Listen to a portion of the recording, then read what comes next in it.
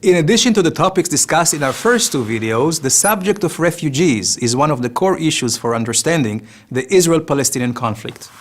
Who are the refugees? Why, more than 60 years later, is this still an issue?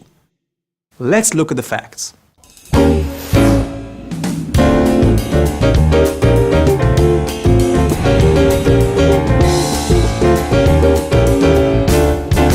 So, how did it all begin?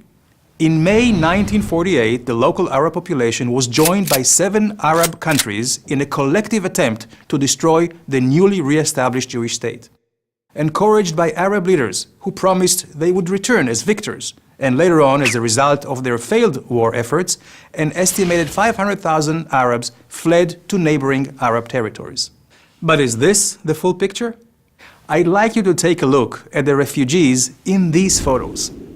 Many people assume they are Arab refugees, fleeing Israel.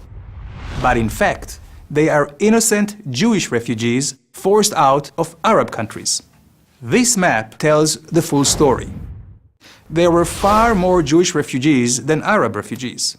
Over 850,000 Jews from ancient Jewish communities predating Islam and the Arab occupation of the Middle East were forced out of their homes.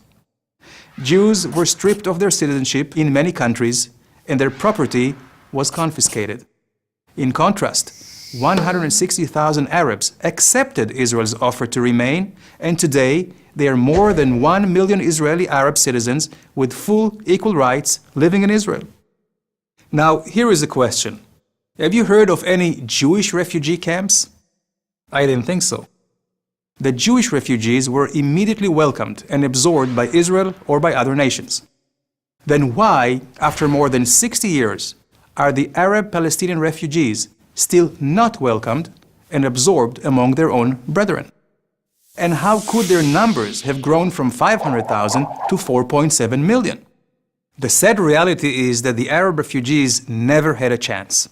Attempts at resettlement were blocked by a variety of discriminatory laws enacted in Arab countries, such as a ban on receiving citizenship, with the exception of Jordan, blocking them from entering many professions, restrictions on owning land, restrictions on movement, and a denial of education and health services. Sir Alexander Galloway, a former director of the UN Refugee Agency in Jordan, gave the reason for this discrimination. Quote, "The Arab nations do not want to solve the Arab refugee problem. They want to keep it as an open sore, as a weapon against Israel." Egyptian President Gamal Abdel Nasser explained the effect of this weapon, aimed at overwhelming Israel demographically, with generations of refugees cultivated to hate. Quote, "If the refugees return to Israel, Israel will cease to exist." And what role did the United Nations play? Sadly, they were less than helpful. While all refugees in the world are assisted by the United Nations High Commissioner for Refugees, UNHCR, a separate agency, UNRWA, was established specifically for the Palestinians. Why can't the Palestinian refugees share an agency with the refugees of Bosnia, Congo, or Darfur, to name a few?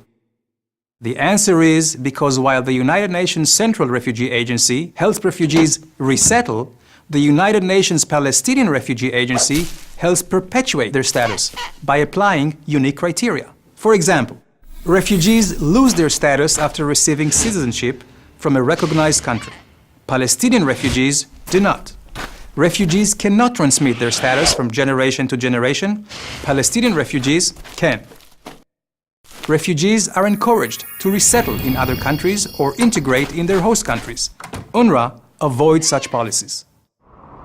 The United Nations spends on a single Palestinian refugee almost 3 times more than on a non-Palestinian refugee, and employs over 30 times the staff. The bottom line is, throughout the 20th century, the UN found durable solutions for tens of millions of refugees, while the Palestinian Refugee Agency has found, well, none. Some people may suggest this is hypocrisy. Let me share something personal. My father's family was forced out of Algeria. They and another 600,000 Jews from Arab states resettled in Israel. History has proven that resettlement and integration helped tens of millions of refugees during the 20th century reclaim their lives. However, the Palestinian refugees are trapped. between Arab leaders unwilling to accept their brothers and UN agencies who do not apply equal and universal principles to all refugees. Is this just?